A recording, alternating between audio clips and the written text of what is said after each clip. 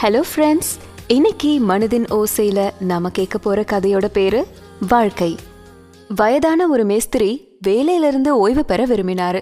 இனியாவது குடும்பத்தோட நேரத்தை செலவழிக்கலாம் அப்படிங்கிறது தான் அவரோட திட்டம்.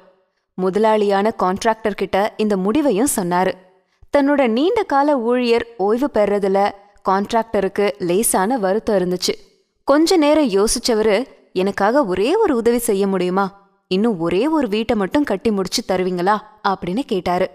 மேஸ்திரி அதுக்கு சம்மதம் சொல்லி பணிய தொடங்கிட்டாலும் அவரால முழு மனசோட அந்த பணியில கவனம் செலுத்த முடியல. ஏதோ ஒரு பொருளை பயன்படுத்தி ஏதோ ஒரு வடிவமைப்புல ஏனோ தானோன்னு அந்த வீட்டை கட்டினாரு. வேலையிலிருந்தே ஓய்வு பெற போறோம், இனி இந்த வீட்டை ஒழுங்கா கட்டினா மட்டும் நமக்கு என்ன கிடைச்சிட போகுது அப்படிங்கிற அலட்சிய மனப்பாங்கிலேயே இருந்தாரு. வேலையெல்லாம் முழுமையா முடிஞ்சு போச்சு. அந்த வீட்டை பார்வையிட வந்தாரு முதலாளி.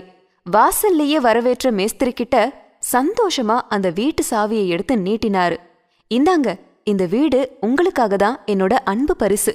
எங்க நிறுவனத்துல இத்தனை நாள் வேலை செஞ்சதுக்கான வெகுமதி அப்படின்னு சொன்னாரு முதலாளி. மேஸ்திரிக்கு முகத்துல ஈ ஆடல. என்ன கொடுமை இது!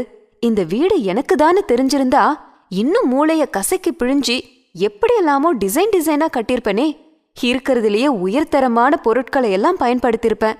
ச்சே, இப்படி எல்லாம் அநியாயமா போயிடுச்சே அப்படின்னு மனசுக்குள்ளேயே புழுங்கினாரு. பல நேரங்கள்ல நம்மளோட புலம்பல்கள் கூட இந்த ரகத்துல தான் இருக்கு. நமக்கான வாழ்க்கைய நம்ம தான் நிர்மாணம் செய்யறோம் அப்படிங்கறத தெரியாமலேயே பல நேரங்கள்ல நம்ம திறமைய குறைவான அளவே பயன்படுத்துறோம். அதுக்கு பிறகு அப்படி உருவாக்கப்பட்ட வாழ்க்கைய தான் நாம வாழ வேண்டிய சூழ்நிலை வருது. அப்படி வரும்போது அதிர்ச்சி அடையிறோம். இப்படி ஆகும்னு தெரியாம போயிடுச்சே அப்படின்னு மனசுக்குள்ளேயே புலம்புறோம். நம்ம வாழ்க்கை அப்படிங்கிற வீட்டுக்கு நாம தான் மேஸ்திரி.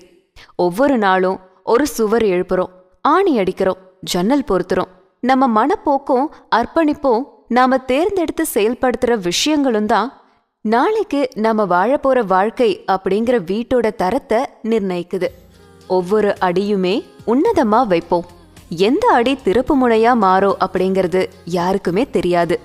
இதுதான் இந்த கதையிலிருந்து நம்ம தெரிஞ்சுக்கிற மெசேஜும் கூட. இந்த கதை பிடிச்சிருந்ததா? கதை பிடிச்சிருந்ததுன்னா லைக் பண்ண மறந்துடாதீங்க. இந்த கதைகள் மாதிரியே இன்னும் பல சுவாரஸ்ய